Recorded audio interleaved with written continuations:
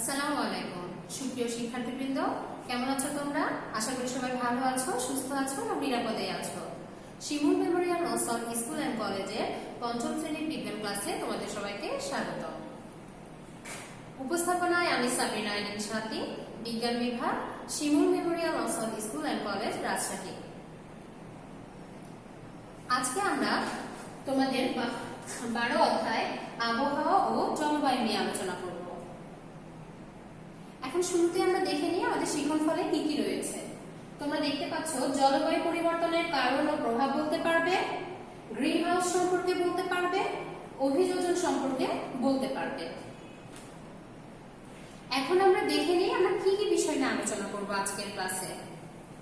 জলবায়ু পরিবর্তন, বৈশ্বিক উষ্ণায়ন, বৈশ্বিক উষ্ণায়নের কারণ, গ্রিন হাউস প্রভাব, জলবায়ু পরিবর্তনের প্রভাব, অভিযোজন। গত ক্লাসে আমরা কি নিয়ে পড়েছিলাম? আবহাওয়া ও জলবায়ু নিয়ে পড়েছিলাম। তো আমরা যখন আবহাওয়া ও জলবায়ু নিয়ে পড়েছিলাম তখন আমরা জেনেছিলাম যে আবহাওয়া ও জলবায়ুর কিছু কমন উপাদান রয়েছে। সেগুলো হচ্ছে কি? বৃষ্টিপাত, তাপমাত্রা, আর্দ্রতা। তো এই যে আজকে আমরা জলবায়ুর পরিবর্তন করব, তখন আমরা জলবায়ুটা কি ছিল নিশ্চয়ই তোমাদের মনে আছে। জলবায়ু হচ্ছে দীর্ঘ সময়ে আবহাওয়ার হচ্ছে গড় যে অবস্থা, সেটাকে আমরা বলছি জলবায়ু। আর প্রতিদিনের যে আর্দ্রতা, বৃষ্টিপাত, বায়ুমণ্ডলের যে অবস্থা, সেটাকে আমরা কি বলছি? আবহাওয়া বলছি। তো আমাদের এই যে জলবায়ুর পরিবর্তন, আজকে যে টপিকটা, আসলে জলবায়ুর পরিবর্তনটা কি? জলবায়ুর পরিবর্তন হচ্ছে যে আবহাওয়ার যে উপাদানগুলোর কথা বললাম, সেগুলো যখন স্থায়ী পরিবর্তন ঘটে, মানে সাময়িক পরিবর্তন না, যে এই একদিন দুদিনের জন্য এরকম না, যখন স্থায়ী কোনো পরিবর্তন ঘটে তখন আমরা সেটাকে কি বলছি? জলবায়ু পরিবর্তন বলছি। এখানে তোমরা দেখতে পাচ্ছ যে জলবায়ু পরিবর্তনের ফলে কি হচ্ছে। এই সাইডটা দেখো, এখানে সবুজ পৃথিবী দেখা যাচ্ছে, আর নীল আকাশ ঝলমলে অবস্থায়, এখানে একটা কি সুন্দর একটা পরিবেশ। আর অপর সাইডে তোমরা দেখতে পাচ্ছ কি, যে জলবায়ু পরিবর্তনের ফলে যে বিরূপ আবহাওয়ার সৃষ্টি হয়, তার ফলে দেখো কি অবস্থা এদিকে হয়েছে। এদিকে কিন্তু আর সবুজ প্রকৃতি বা নির্মল প্রকৃতি নেই। তো জলবায়ুর পরিবর্তনের ফলে কি হয় দেখো, যে আবহাওয়ার পরিবর্তন হলে সেই অঞ্চলে তাপমাত্রা, বৃষ্টিপাত, এগুলো আর্দ্রতা, এগুলো সবকিছু কি হবে? পরিবর্তন হবে। আর বিরূপ আবহাওয়ার সৃষ্টি হবে। কেমন দেখো, বিরূপ আবহাওয়ার ফলে গতদিনে আমরা পড়েছিলাম বিরূপ আবহাওয়ার মানে কি? বিরূপ আবহাওয়ার ফলে কি হয়? ঝড় হয়, তোমার হচ্ছে ঘূর্ণিঝড়, জলোচ্ছ্বাস, টর্নেডো, এরকম বিভিন্ন ধরনের প্রাকৃতিক দুর্যোগ দেখা দেয়। তো এই ছিল আমাদের জলবায়ু পরিবর্তন জিনিসটা কি, সেটা সম্পর্কে আমি বললাম। আশা করি জলবায়ু পরিবর্তনটা কি তোমরা বুঝতে পেরেছো।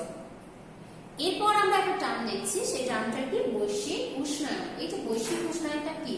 বৈশ্বিক নাম দেখে তোমরা বুঝতে পারছো যে এটা বিশ্ব মানে পুরো পৃথিবীর কোনো কিছু বলা হচ্ছে। আর উষ্ণ মানে কি? আমরা জানি যে তাপমাত্রা বা তাপ যেটা বলি আমরা সেটা। তাহলে এই যে উষ্ণ, বৈশ্বিক উষ্ণায়ন আমরা বলছি, তার মানে কি? পৃথিবীর যে তাপমাত্রা সেইটা রিলেটেড কোনো কিছু, সেটাই হচ্ছে বৈশ্বিক উষ্ণায়ন হবে। এটা তোমরা মনে মনে একটা ধারণা করে ফেলেছো, তাই না? তাহলে দেখো, এই যে আমাদের পৃথিবীর তাপমাত্রা, আমাদের সবসময় কি হচ্ছে তাপমাত্রা একরকম যায়? আমরা যখন আবহাওয়া জলবায়ু এসব পড়েছিলাম, আমাদের সবসময় তাপমাত্রা কিন্তু একরকম হয় না, কখনো বৃদ্ধি পায়, কখনো কমে যায়। তো পৃথিবীর যে একটা গড় তাপমাত্রা আছে, সেই তাপমাত্রাটা যখন ধীরে ধীরে বেড়ে যাচ্ছে, তখন সেটাকে আমরা কি বলছি? বৈশ্বিক উষ্ণায়ন বলছি। এখানে তোমরা একটা ছবি দেখতে পাচ্ছ, তাই না? দেখো, পৃথিবীর গড় তাপমাত্রা এখানে 1880 সাল থেকে 2020 সাল পর্যন্ত সম্ভাব্য একটা ডেট সহ দেয়া আছে, 2000 সাল পর্যন্ত।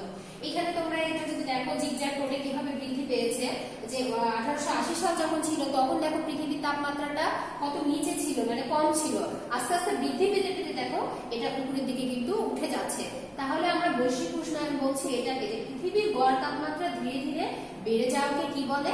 বৈশ্বিক উষ্ণায়ন বলে। আর এর ফলে কি হচ্ছে? আবহাওয়ার বিভিন্ন উপাদানের পরিবর্তন হচ্ছে। তাই তোমাদের যদি সংজ্ঞা আসে যে বৈশ্বিক উষ্ণায়ন কাকে বলে এবং এই বৈশ্বিক উষ্ণায়নের ফলে কি হচ্ছে, আশা করি তোমরা উত্তর দিতে পারবে। এখানে আরেকটা ছবি দেখতে পাচ্ছ, তাই না? মনে হচ্ছে পৃথিবী গলে গলে পড়ছে। আসলে ব্যাপারটা অনেকটা এরকমই। যেহেতু বৈশ্বিক উষ্ণায়নের ফলে ধীরে ধীরে পৃথিবীর গড় তাপমাত্রা বেড়ে যাচ্ছে, তার ফলে কি হবে? তার ফলে আমাদের যে পর্বতমালা আছে, বরফ অঞ্চল আছে, তোমার হচ্ছে অ্যান্টার্কটিকা মহাদেশের ওই সাইডে, তো এইগুলো যেগুলো আছে বরফ হচ্ছে এলাকা, সেগুলোতে কি হবে? বরফগুলো, হিমালয়ের বরফ সহ অন্যান্য বরফ কি হবে? গলে যাবে। তো এই জন্য এখানে এই চিত্রটা একটা কি করা হয়েছে, এটা একটা কাল্পনিক ক্ষেত্রে ইউজ করা হয়েছে, যে পৃথিবীটা গলে গলে পড়ছে। আসলে বরফ গলে যাওয়াটাকে বোঝাচ্ছে। এখন আমরা দেখি যে বৈশ্বিক উষ্ণায়ন, এটার আসলে কারণ কি? বৈশ্বিক উষ্ণায়নের কিছু কারণ রয়েছে। একটা হচ্ছে প্রাকৃতিকভাবে কিছুটা হচ্ছে তোমার তবে মানুষের সৃষ্ট অনেক কারণ রয়েছে। তোমরা এখানে একটু ছবি দেখতে পাচ্ছ কয়েকটা, এখানে দেখতে পাচ্ছ যে ধোঁয়া উঠছে, এখানে গাছ কাটছে, এখানে গাড়ির কালো ধোঁয়া বের হচ্ছে। এতে করে তোমরা অনেকটাই বুঝতে পারছো যে বৈশ্বিক উষ্ণায়নের কারণ কি হতে পারে।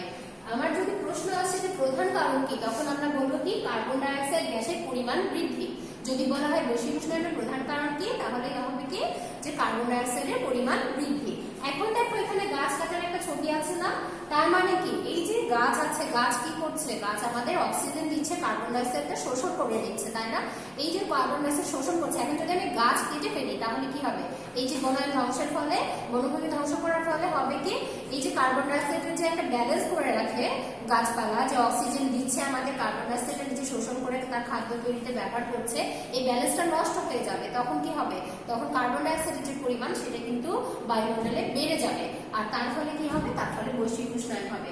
তারপরে দেখো একটা কথা আছে যে কলকারখানা, যানবাহনের ধোঁয়া সহ বিভিন্ন জীবাশ্ম জ্বালানি পড়ালে, জীবাশ্ম জ্বালানি আমরা এর আগে তো হচ্ছে আগের অধ্যায়ে পড়েছি, তোমার সেখানে ছিল কি জীবাশ্ম জ্বালানি হচ্ছে যে কয়লা, তেল, প্রাকৃতিক গ্যাস, এগুলো সম্পর্কে কিন্তু তোমরা প্রথম সাময়িকের যে অধ্যায়গুলো ছিল সেখানে পড়েছো এবং জেনেছো। এই যে কয়লা, তেল সহ প্রাকৃতিক গ্যাস, এগুলো যে জীবাশ্ম জ্বালানি আছে মাটির নিচ থেকে আমরা পাচ্ছি, এগুলো পোড়ানোর ফলে এগুলো দেখা যাচ্ছে আমাদের যে যানবাহন আছে সেখানে কিন্তু কি করা হয়, এগুলো তেল ইউজ করা হয়। তারপরে আমাদের যে বিদ্যুৎ উৎপাদন কেন্দ্র আছে সেখানেও কিন্তু পারমাণবিক বিদ্যুৎ কেন্দ্র ছাড়াও আমাদের যে অন্যান্য বিদ্যুৎ কেন্দ্র রয়েছে এগুলোতে কি করা হয়, কয়লা, প্রাকৃতিক গ্যাস এগুলো পুড়িয়ে কিন্তু বিদ্যুৎ উৎপন্ন করা হয়। আর এর ফলে কি হয়, এর ফলে এই যে দেখতে পাচ্ছ এখানে যে কালো ধোঁয়া উৎপন্ন হচ্ছে এবং এখানে বিভিন্ন ধরনের বিষাক্ত গ্যাস, কার্বন, সেটা কি হচ্ছে, সেটা পরিমাণ বৃদ্ধি পাচ্ছে। সালফার ডাইঅক্সাইড আছে, কার্বন মনোক্সাইড আছে, এগুলো ছাড়াও এগুলো যেগুলো বিষাক্ত গ্যাস আমাদের জন্য ক্ষতিকর, সেগুলো গ্যাসের পরিমাণ হচ্ছে কি বৃদ্ধি পেয়ে যাচ্ছে। এর ফলে কি হচ্ছে, বৈশ্বিক উষ্ণায়ন হচ্ছে। তাহলে বৈশ্বিক উষ্ণায়নের কারণ চাইলে তোমরা এই 2-3টা কারণ যেগুলো সহ যে অন্যান্য কারণ আছে সেগুলো তোমরা সুন্দর করে গুছিয়ে লিখবে। এরপর আমরা যে বললাম কিছুক্ষণ আগে একটা ছবি দেখেছিলাম, বললাম দেখো তো বরফ গলে গলে পড়ছে, মনে হচ্ছে পৃথিবী গলে পড়ছে। তো এই যে বৈশ্বিক উষ্ণায়নের প্রভাব আমরা এখন পড়বো, এই বৈশ্বিক উষ্ণায়নের প্রভাবের মধ্যে কিন্তু এই যে বরফ গলে যাওয়ার ব্যাপারটা আছে। প্রথমে আমরা কি দেখছি, মেরু অঞ্চলে বরফ গলে যাচ্ছে। আমরা জানি যে মেরু অঞ্চলে যে বরফগুলো রয়েছে, বরফ সেগুলো কি হয়, ধীরে ধীরে তাপমাত্রা যেহেতু বৃদ্ধি পাচ্ছে, এই যে দেখো এখানে একটা পর্বতমালা ছবি আছে, ধীরে ধীরে কি হচ্ছে, এই বরফগুলো যেহেতু তাপমাত্রা বৃদ্ধি পেয়ে যাচ্ছে এর জন্য ধীরে ধীরে গলে যাচ্ছে। আর এটার সাথে রিলেটেড দেখো সমুদ্রের পানির উচ্চতা বেড়ে যাবে। সমুদ্রের পানির একটা নর্মাল যে উচ্চতা আছে, যেমন যখন বন্যা হয় তখন কি হয়, পুকুর বা নদীতে যে পানি থাকে নর্মাল পানি সেটা তো একটা থাকে, কিন্তু যখন কি হয় প্রচুর বৃষ্টিপাত হয়, বন্যা দেখা যায়, তখন কিন্তু পানির পরিমাণটা বৃদ্ধি পেয়ে যায়, তখন লোকালয়ে প্রবেশ করে। ব্যাপারটা এরকমই, যেহেতু বরফ গলে গলে চলে যাচ্ছে আর গলে গিয়ে কোথাও হবে, সমুদ্রে এসে পড়বে। আর সমুদ্রে পড়ার পরে কি হবে, এইভাবে দেখো এখানে একটা চিত্র দেওয়া আছে, এখানে তোমরা দেখতে পাচ্ছ যে সমুদ্রের পানির লেভেলটা কিভাবে বেড়ে যাচ্ছে। এই যে এখানে ছিল, এখান থেকে ধীরে ধীরে দেখো এখানে 2000 সাল পর্যন্ত দেওয়া আছে, আস্তে আস্তে উপরে কিন্তু বৃদ্ধি পাচ্ছে। এটা কিন্তু কারণ হচ্ছে এই যে বরফ গলে যাওয়া বা বৈশ্বিক উষ্ণায়নের প্রভাবে কিন্তু এটা হচ্ছে। আর এছাড়া যেগুলো নিম্ন অঞ্চল রয়েছে, নিম্নভূমি অঞ্চল যেসব দেশ রয়েছে সেসবও কিন্তু এই যে বৈশ্বিক উষ্ণায়নের প্রভাব যত বাড়তে থাকবে তত কিন্তু এগুলো কি হবে, যে এগুলো এলাকা ডুবে যাবে, আর এর ফলে জনজীবনের কিন্তু ক্ষতির সম্মুখীন হবে, কারণ অনেক ঘর বাড়ি, গাছপালা সহ মানুষ কিন্তু এই পানিতে ডুবে যেতে পারে। এরপর দেখো বৃষ্টিপাতের ধরন বদলে গেছে। তার মানে কি, বৃষ্টিপাত নর্মালি আমাদের যেগুলো টাইমে হয় বা যেরকম হওয়ার কথা সেরকম যখন হচ্ছে না, তখন বুঝতে হবে কি, বুঝতে হবে যে বর্ষাকালে আমার যে পরিমাণ হয়তো বৃষ্টি হওয়ার কথা বর্ষাকালে হচ্ছে না, হয়তো শীতকালে তেমন একটা বৃষ্টি হয় না, অথচ দেখা যাচ্ছে যে শীতকালে প্রচুর বৃষ্টি হচ্ছে। তার মানে কি, বৃষ্টিপাতের ধরনটা পাল্টে গেছে। তো এইগুলো হচ্ছে আমাদের বৈশ্বিক উষ্ণায়নের প্রভাবে হচ্ছে। তাই বৈশ্বিক উষ্ণায়নের প্রভাব যদি আসে তোমরা সুন্দর করে গুছিয়ে লিখবে। এখানে দেখো আমি বলেছিলাম এই অঞ্চলে বরফ গলেছে, তোমরা দেখতে পাচ্ছ এখানে কি আছে, এই যে 2012 সালের সেপ্টেম্বর মাসে এটা দেওয়া আছে। আর এখানে দেখো রানিং অবস্থায় আছে যে 2012 সাল পর্যন্ত আস্তে আস্তে কিভাবে বরফটা গলে যাচ্ছে। এখানে একটা চিহ্ন দেখতে পাচ্ছ, এই চিত্রটা দিয়ে বোঝানো হয়েছে যে এই পর্যন্ত আসলে বরফটা ছিল, তারপরে এই যে বৈশ্বিক উষ্ণায়নের প্রভাবে দেখো এখানে গলে যাচ্ছে, গলতে গলতে কি হচ্ছে, বরফের এই যে দেখো এখানে এসে থেকেছে, তার মানে কি এগুলো গলে পানি হয়ে গেছে। এভাবে কি হচ্ছে, বৈশ্বিক উষ্ণায়নের প্রভাবে আমাদের যে মেরু অঞ্চলে যে বরফগুলো আছে এবং সেগুলো কি হচ্ছে ধীরে ধীরে গলে যাচ্ছে, আর সমুদ্রের পানির উচ্চতাও বেড়ে যাচ্ছে। এখন দেখো গ্রিন হাউস। গ্রিন হাউস নাম শুনে তোমাদের মনে হতে পারে যে গ্রিন অর্থ সবুজ, হাউস অর্থ বাড়ি, তাহলে তো সবুজ বাড়ি হয়েই গেল গ্রিন হাউস। ব্যাপারটা অনেকটা এরকম, তবে আসলেও আবার এরকম না। গ্রিন হাউস হচ্ছে এমন এক ধরনের বাড়ি, এটা হচ্ছে কাঁচের তৈরি একটা ঘর, যেটাতে কি করা হয়, যে সাধারণত শীত প্রধান দেশে এই কাঁচের তৈরি একটা ঘর তৈরি করা হয়। সেই ঘরের মধ্যে কি হয়, বিভিন্ন ধরনের শাকসবজি সহ বিভিন্ন ধরনের হচ্ছে উদ্ভিদ হচ্ছে জন্মানো হয়। এটা করা হয় কেন, ওখানে যেহেতু ওসব শীত প্রধান যেগুলো দেশ আছে সেগুলোতে যেহেতু প্রচুর পরিমাণে শীত পড়ে এবং সূর্যের যে তাপমাত্রাটা, নির্দিষ্ট পরিমাণ তাপমাত্রাটা উদ্ভিদের জন্য দরকার, সেটা যেহেতু নর্মালি পায় না, এই জন্য এই ব্যবস্থাটা করা হয়, যাতে করে কি হয়, এই যে কাঁচের তৈরি একটা ঘর দেখতে পাচ্ছ তোমরা, এখানে দেখো এখানে শাকসবজি লাগিয়েছে। এই ঘরটাতে কি হচ্ছে, কাঁচের তৈরি ঘরের মধ্যে যখন সূর্যের আলো প্রবেশ করে যাচ্ছে তখন সেটা কি হচ্ছে, কাঁচের তৈরি ঘরে আটকা পড়ে যাচ্ছে। ফলে ভিতরে যে পরিবেশটা সেটা কি থাকছে, সেটা উত্তপ্ত থাকছে। আর উত্তপ্ত থাকার ফলে কি হচ্ছে, যেগুলো শাকসবজি সব ফলমূল যেগুলো লাগাচ্ছে সেগুলো উদ্ভিদের প্রয়োজনীয় যে সূর্যের তাপ দরকার, আলো দরকার, সেটা কিন্তু পাচ্ছে। তাহলে আমাদের যদি বলা হয় গ্রিন হাউস কি, তাহলে আমরা বলবো গ্রিন হাউস হচ্ছে কাঁচের তৈরি একটা ঘর, যার ভিতরে কি করে সূর্যের তাপ আটকে রাখে। এটা হলো গ্রিন হাউস। এখন দেখো এই যে গ্রিন হাউস বললাম, গ্রিন হাউস প্রভাব আর এটি গ্রিন হাউসের যে গ্যাসগুলো আছে সেসব সম্বন্ধে আমরা জানবো। এখন এই যে গ্রিন হাউস প্রভাব কেন আমরা বলছি, দেখো দিনের বেলা যে সূর্যের আলোটা পৃথিবীতে আসে সেটা কি হয়, দিনের বেলা পৃথিবীতে সূর্যের আলো আসার পরে পৃথিবীটা আমাদের দেখো সকালের পরে কিন্তু আস্তে আস্তে কি হতে থাকে, উত্তপ্ত হতে থাকে, তার মানে তাপমাত্রাটা তখন বেড়ে যায়। আবার যখন রাত হয়ে যায় তখন কি হয়, তখন এই যে ভূপৃষ্ঠ থেকে এই যে সূর্যের যে তাপমাত্রাটা, অতিরিক্ত তাপমাত্রা, যেটা হচ্ছে জীব জগতের প্রয়োজন মিটিয়ে বাকিটা কিন্তু বায়ুমণ্ডলে ফেরত যায়। বায়ুমণ্ডল হচ্ছে বায়ুর যে স্তরটা আমাদের পৃথিবীকে ঢেকে রেখেছে সেটাকে আমরা বলছি বায়ুমণ্ডল। তো এই যে পৃথিবী থেকে ফেরত চলে যাচ্ছে বায়ুমণ্ডলে, তখন কি হচ্ছে, রাতের বেলা আবার আমাদের হচ্ছে পরিবেশটা কি হয়ে যায়, একটু ঠান্ডা হয়ে যায়। তো যখন এই যে বিভিন্ন ধরনের গ্যাস আছে, দেখো এখানে আমি দেখে দিয়েছি, কার্বন ডাই অক্সাইড আছে, মিথেন আছে, জলীয় বাষ্প আছে, এইগুলো গ্যাস যখন কি হয়, যে গ্যাসের পরিমাণ যখন বেড়ে যায় পৃথিবীতে, তখন হয় কি, তখন কিন্তু এই যে বায়ুমণ্ডলে যে ফেরত যাচ্ছে যে তাপটা, সেই বাড়তি তাপটা কিন্তু ফেরত না গিয়ে এরা শোষণ করে রাখছে। তখন কি হচ্ছে, তখন কিন্তু পৃথিবীতে ওই তাপমাত্রাটা বেড়ে যাচ্ছে, যেহেতু ওরা অ্যাবজর্ব করে রাখছে এবং আটকে রাখছে তাপমাত্রাটাকে, তখন পৃথিবীতে তাপমাত্রাটা কি হচ্ছে, বেড়ে যাচ্ছে। আর এই যে গ্যাসগুলোর কারণে, কার্বন ডাই অক্সাইড, মিথেন, জলীয় বাষ্প আছে, এগুলোর কারণে যেহেতু এরা যেহেতু তাপটা আটকে রাখছে এবং পৃথিবীর তাপমাত্রা বেড়ে যাচ্ছে, এই গ্যাসগুলোকে কি বলা হচ্ছে, এই গ্যাসগুলো বলা হচ্ছে গ্রিন হাউস গ্যাস। আর এই যে প্রভাবটা, যার ফলে পৃথিবীর তাপ ধরে রাখার যে ঘটনাটা, পুরো প্রক্রিয়াটা, সেইটাকে আমরা কি বলছি, গ্রিন হাউস প্রভাব। তাহলে যে গ্যাসের কারণে আমাদের কি হচ্ছে, পৃথিবীর তাপমাত্রাটা আটকে থাকছে, সেটাকে আমরা বলছি গ্রিন হাউস গ্যাস, সেগুলোকে। আর যে পুরো প্রক্রিয়াটা, যার কারণে হচ্ছে, যে প্রক্রিয়ার ফলে কি হচ্ছে, গ্রিন হাউসে এই যে প্রক্রিয়াটার ফলে পৃথিবীতে তাপমাত্রাটা আটকে থাকছে, সেটাকে আমরা কি বলছি, এই ঘটনাকে গ্রিন হাউস প্রভাব বলছি। তোমরা এখানে একটা ছবি দেখতে পাচ্ছ, এটাকে যদি আমরা পৃথিবীর সাথে কল্পনা করি, আর গ্রিন হাউসে কি করা হয়, এই যে কাঁচের তৈরি যে ঘরটা দেখছো, এটা হচ্ছে, এটার সাথে কি করা হচ্ছে, এটার সাথে তুলনা করা হচ্ছে, এটা মনে করো বায়ুমণ্ডল আর এটা পৃথিবী। তখন কি হচ্ছে, যে তাপ ভিতরে এসেছে, কিন্তু এই যে বায়ুমণ্ডলের এখানে এই যে গ্যাসগুলো থাকার কারণে কি হচ্ছে, এই গ্যাসগুলো তাপগুলো আটকে যাচ্ছে, তখন আর বাইরে যেতে পারছে না। আর এর ফলে কি হচ্ছে, আমাদের পৃথিবী উত্তপ্ত হয়ে যাচ্ছে। এখানেও তোমরা আরেকটা ছবি দেখতে পাচ্ছ, এই যে সূর্যের আলো আসছে পৃথিবীতে, এসে কি হচ্ছে, আমার যে ব্যাক করে যাওয়ার ঘটনাটা ছিল, সেটা কিন্তু যখন এই যে কার্বন ডাই অক্সাইড, মিথেন, এই যে জলীয় বাষ্প হিসেবে এখানে যে পানির সংকেতটা আছে H2O, এগুলো যখন আসছে, এগুলোতে কি করছে, এগুলো তাপ আটকে রাখছে। আর আটকে রাখার ফলে কি হচ্ছে, আটকে রাখার ফলে পৃথিবীর তাপমাত্রা ধীরে ধীরে বেড়ে যাচ্ছে। তাই গ্রিন হাউস প্রভাব সম্পর্কে বলে বা গ্রিন হাউস গ্যাসগুলোর নাম লেখো, আশা করি তোমরা খুব সুন্দর করে লিখতে পারবে। এখন দেখো এই যে জলবায়ু পরিবর্তন হচ্ছে, জলবায়ু পরিবর্তনের ফলে কি হচ্ছে সেটার প্রভাব সম্পর্কে আমরা জানবো। এখানে তোমরা ছবি দেখতে পাচ্ছ, এই ছবিটার সাথে তোমরা পরিচিত। গত ক্লাসে আমরা এরকম ছবি লিখেছিলাম কিছু, তখন দেখেছিলাম যে আবহাওয়ার যে বিরূপ প্রভাব, সেটার কারণে কি হচ্ছে, খরা হচ্ছে, শৈত্যপ্রবাহ হচ্ছে, বন্যা হচ্ছে, ঝড় হচ্ছে। তো সেইখানে একটু ছবি দেওয়া আছে যে ঘূর্ণিঝড়, জলোচ্ছ্বাসের হার ও মাত্রা কি করবে, বৃদ্ধি করবে। এই যে জলবায়ু পরিবর্তনের প্রভাবে কি হবে, ঘূর্ণিঝড়, জলোচ্ছ্বাস এগুলোর হার কি হবে, বৃদ্ধি পাবে।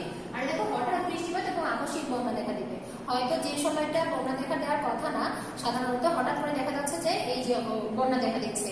আবার হচ্ছে ঝড় দেখা দিচ্ছে, আবার হচ্ছে কি হচ্ছে বৃষ্টিপাতের পরিমাণ কমে খরা দেখা দেবে।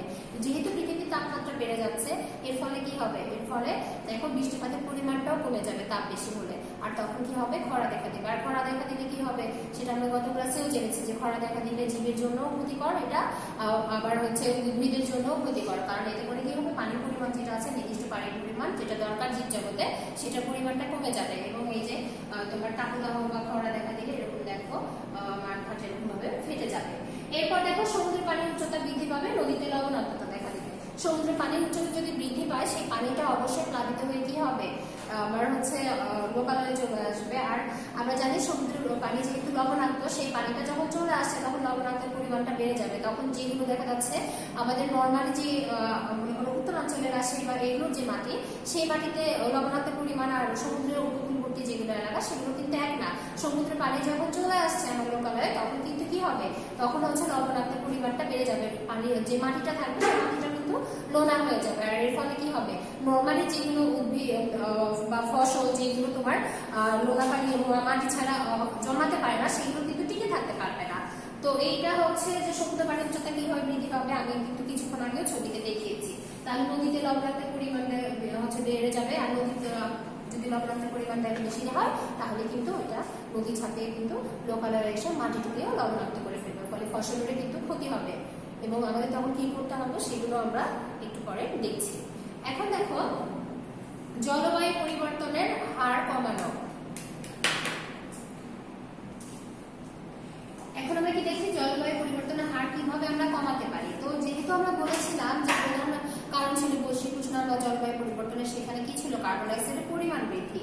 তাহলে কার্বন ডাইঅক্সাইড নির্গমনের পরিমাণটা আমাদের কমাতে হবে। আর কিভাবে আমরা কমাতে পারি, অবশ্যই গাছপালা যদি আমরা বৃক্ষরোপণ করি সেভাবে কমাতে পারি। আবার আমাদের যেগুলো যানবাহন এবং কলকারখানা ধোঁয়া থেকে যে কার্বন ডাইঅক্সাইড নির্গত হচ্ছে, তাহলে কি করবে, সেগুলো থেকে আমাদের কি করতে হবে, যেগুলোতে আমরা জীবাশ্ম জ্বালানি পড়াই সেগুলোর যদি জীবাশ্ম জ্বালানি পড়ানোটা কমিয়ে দিই, তাহলে কি হবে, ওটা যদি অল্টারনেটিভ হচ্ছে জিনিস ইউজ করি, যেমন নবায়নযোগ্য বিভিন্ন ধরনের হচ্ছে প্রাকৃতিক সম্পদ আছে, আমরা যদি মনে করি বিদ্যুৎ যখন উৎপন্ন করছে তখন হয়তো প্রাকৃতিক গ্যাস বা জীবাশ্ম জ্বালানি যেগুলো দিয়ে কয়লা ইউজ করা হচ্ছে, সেগুলো না করে যদি আমরা বায়ু প্রবাহকে কাজে লাগাই, সমুদ্র স্রোতকে কাজে লাগাই, এগুলো কাজে লাগিয়ে যদি বিদ্যুৎ উৎপন্ন করি, তাহলে কি হবে, যে জীবাশ্ম জ্বালানি যে পোড়ানোর ব্যাপারটা থাকবে সেটা কিন্তু কমে যাবে, আর কার্বন ডাইঅক্সাইডের পরিমাণও কমে যাবে। এই যে জীবাশ্ম জ্বালানির ব্যবহার কমানোর কথা বললাম আমি, যে এখানে আমার জীবাশ্ম জ্বালানির পরিবর্তে আমার কি করতে হবে, নবায়নযোগ্য যেগুলো প্রাকৃতিক সম্পদের কথা বললাম সেগুলো ইউজ করতে হবে।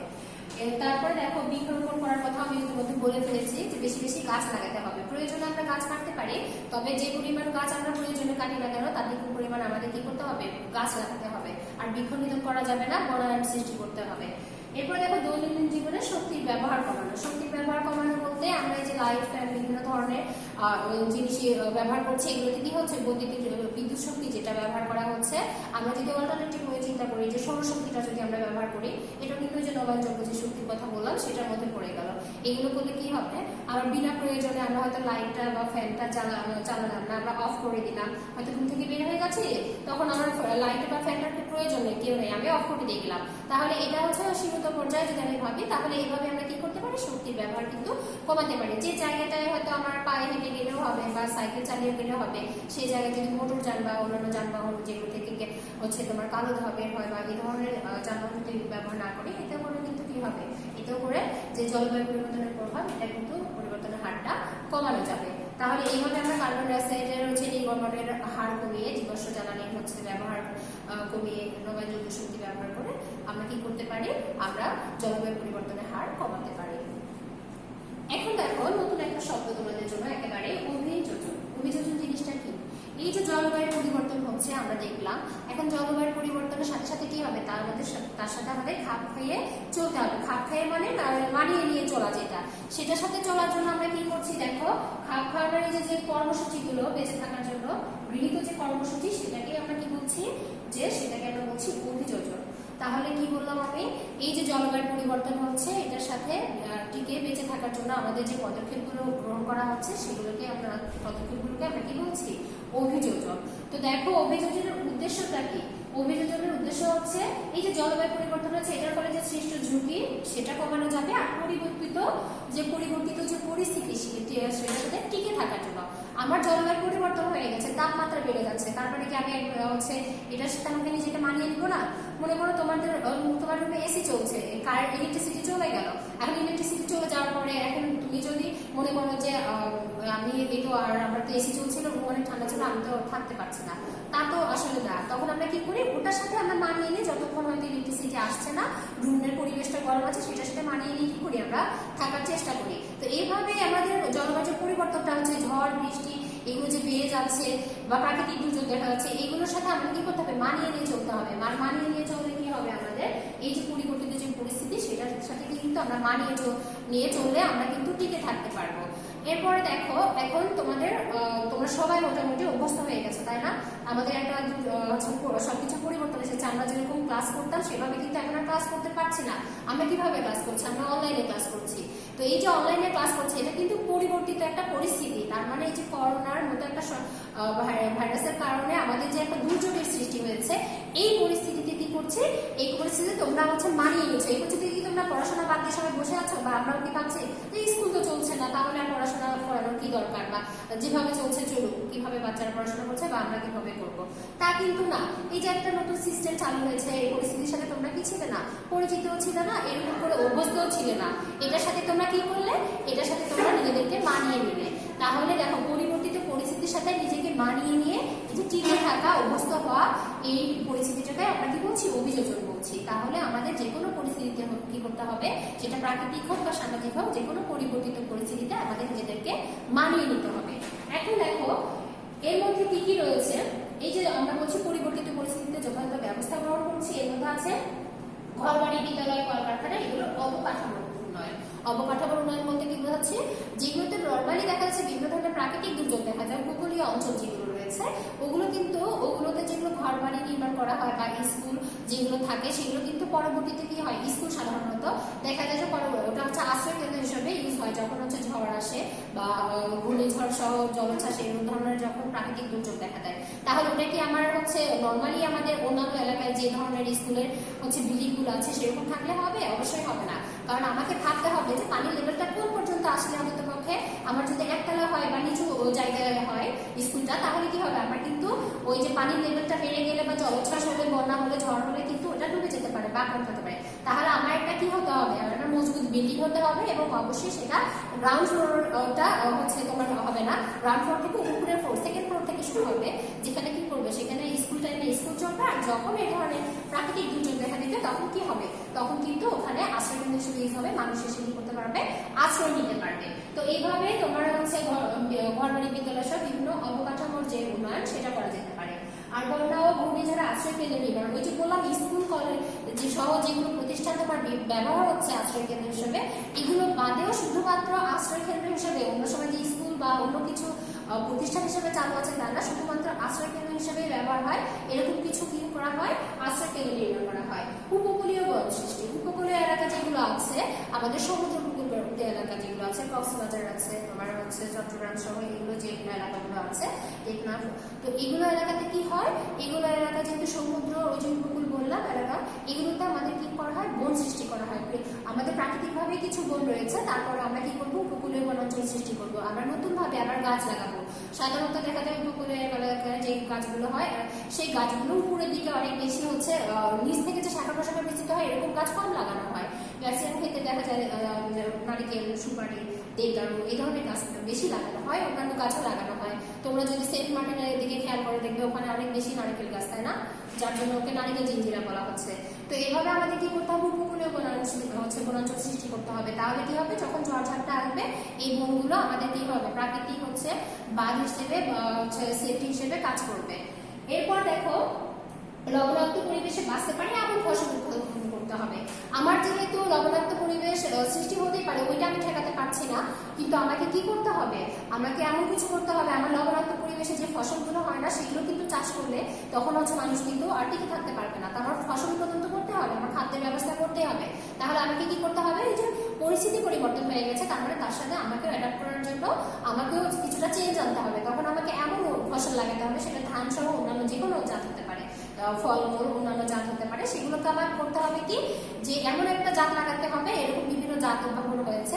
তো বাংলাদেশ কৃষি গবেষণা ইনস্টিটিউট সহ অন্যান্য যেগুলো ইনস্টিটিউট আছে, এরা কি করে, এরা এই ধরনের জাত উদ্ভাবন করে। তো এই জাতগুলো লাগালে কি হবে, এই জাতগুলো লাগালে তখন কিন্তু আমার লবণাক্ত পরিবেশে ওরা টিকে থাকতে পারবে, এবং ওখানে আমার দেখা যাচ্ছে নর্মাল অঞ্চল হলে যেরকম ফসল হতো সেরকমই ফসল হবে। কিন্তু যে উদ্ভিদটা আমার লবণাক্ত পরিবেশে টিকে থাকতে পারে না, এমন উদ্ভিদ কিন্তু লাগালে সেখানে কিন্তু কৃষক লাভবান হবে না এবং খাদ্যের সমস্যা দেখা দিবে।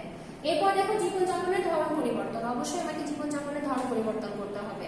একটা চেঞ্জ আসলে সেটার সাথে মানিয়ে যেভাবে চলতে হয় আমাকে সেভাবে কি করতে হবে, চলাফেরা করতে হবে। জলবায়ু পরিবর্তনের কারণ সম্পর্কিত ধারণা সম্পর্কে সকলকে জানাতে হবে। এই যে সকলকে জানানোর বিষয় যে জলবায়ু পরিবর্তনের ফলে কি কি হতে পারে। আবার দেখো যখন ঝড় বা বন্যা, সাইক্লোন এগুলো হয়, কি হয়, অগ্রিম আবহাওয়ার অফিস থেকে অগ্রিম বিপদ সংকেত দেওয়া হয়। তোমরা শোনো না, 1 নম্বর বিপদ সংকেত, 2 নম্বর, এরকম করে বিভিন্ন বিপদ সংকেত দেওয়া হয়। এটা কি করা হয়, মাইকিং করে জানানো হয়। আমাদের যে টিভি নিউজ আছে সহ বিভিন্ন পত্র পত্রিকা, অনলাইন পোর্টালে জানানো হয়। এই পোর্টালগুলোতে জানালে কি হয়, তখন মানুষ অগ্রিম ব্যবস্থা নেয়, তখন আশ্রয় কেন্দ্রে গিয়ে আশ্রয় নেওয়ার জন্য প্রস্তুতি গ্রহণ করে, শুকনো খাবার তোমার সংগ্রহ করে, তারপরে ত্রাণের ব্যবস্থা যারা করে তারা অগ্রিম প্রস্তুতি নেয়। তাহলে এই প্রস্তুতিগুলো কি করা যায়, গ্রহণ করা যায়। এই জন্য আমাদের কি করতে হবে, আর এই যে জলবায়ু পরিবর্তন হলে কি সমস্যা দেখা দিতে পারে আর কিভাবে জলবায়ু পরিবর্তন আসলে রোধ করা যায় মোটামুটি, সেইগুলো সম্পর্কে কি করতে হবে, মানুষকে সচেতন করতে হবে। তাহলে এই যে আমরা অভিযোজন করলাম, অভিযোজনের মধ্যে আমরা দেখলাম যে কিভাবে আমাদের পরিবর্তিত যে পরিস্থিতি সেটার সাথে কি করতে হয়, টিকে থাকতে হয়। তাই অভিযোজনের যদি সংজ্ঞা আসে সেটাও তোমরা লিখতে পারবে। আবার যদি তোমাদের বলা হয় যে অভিযোজনের উদ্দেশ্য কি, তখন কিন্তু সেটাও তোমরা খুব সুন্দর করে গুছিয়ে লিখবে। এই যে আমি কিছুক্ষণ আগে আশ্রয় কেন্দ্রের কথা বলেছিলাম, এখানে স্কুল বিল্ডিং দেখতে পাচ্ছ তোমরা। আর এখানে যে আমি বলেছিলাম যে লবণাক্ত পরিবেশে টিকে থাকতে পারে এমন ফসল, তো এরকম কিছু ধানের জাত আছে সেগুলো লবণাক্ত পরিবেশে টিকে থাকতে পারে।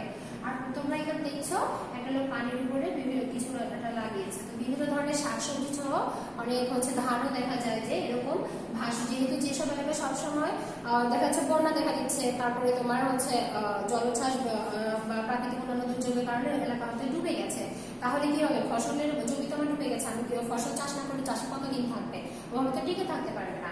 সেই ক্ষেত্রে দেখো কচুরিপানায় সাধারণত এই বেডটা তৈরি করা হয়। এটাকে তৈরি করে কি করে, এখানে দেখো পালং শাক, লাল শাক, এরকম বিভিন্ন সবজি সহ বিভিন্ন ধানের চারা কি করা হয়, লাগানো হয়। এভাবে তোমরা সমুদ্র যেগুলো এলাকা সবসময় দেখা যাচ্ছে পানি থাকছে, সেসব এলাকায় কি করা হচ্ছে, এভাবে বিভিন্ন ধরনের শাকসবজি সহ অন্যান্য ফসল চাষ করা হচ্ছে। আর এই যে উপকূলীয় বনাঞ্চলের কথা বলেছিলাম, এই যে এইভাবে দেখো উপকূলীয় বনাঞ্চলে কি হচ্ছে, এটা কিন্তু আমরা কি করছে, প্রাকৃতিক দুর্যোগ যেগুলো মোকাবেলা করতে সাহায্য করছে। আমাদের ক্লাস আজকে এতটুকুই ছিল। এখন আমরা দেখছি এখানে কিছু মূল্যায়নের প্রশ্ন রয়েছে। এখন আমি মূল্যায়নের প্রশ্নগুলো বলছি, তোমরা নিজেরা চেষ্টা করো আসলে তোমরা পারো কিনা। দেখো, পৃথিবীর বায়ুমণ্ডল কিসের ন্যায় কাজ করে। আমি আবার বলছি, পৃথিবীর বায়ুমণ্ডল কিসের ন্যায় কাজ করে, পৃথিবীর বায়ুমণ্ডল গ্রিন হাউসের ন্যায় কাজ করে। আমরা একটা কাঁচের ঘরে ছবি দেখিয়েছিলাম না, সেটা নাই। বৈশ্বিক উষ্ণায়নের ফলে কি ঘটছে, আমি আবার বলছি, বৈশ্বিক উষ্ণায়নের ফলে কি ঘটছে, আমাদের আবহাওয়ার যে উপাদানগুলো আছে সেগুলো কি হচ্ছে, পরিবর্তন হচ্ছে। অভিযোজনের উদ্দেশ্য কি, আমি কিছুক্ষণ আগে বললাম, অভিযোজনের উদ্দেশ্য হচ্ছে কি, পরিবর্তিত পরিস্থিতিতে আমাকে টিকে থাকতে হবে, এটাই হচ্ছে অভিযোজনের মূল উদ্দেশ্য। ঠিক আছে, আজকে এতটুকুই ছিল। আগামী দিন তোমাদের কি আছে, টপিক 1 আছে এই অধ্যায়ের উপর। তোমরা খুব ভালোভাবে পড়বে যতটুকু আজকে পড়ানো হলো, এবং বাসায় টপিক দেওয়ার চেষ্টা করবে। আর তো হোয়াটসঅ্যাপে তোমাদের যে টপিকের সলভ দেওয়া হচ্ছে সেটা অনুযায়ী পরবর্তীতে মিলিয়ে নেবে। সবাই ভালো থাকবে, সুস্থ থাকবে, স্বাস্থ্যবিধি মেনে চলবে। সবাইকে ধন্যবাদ।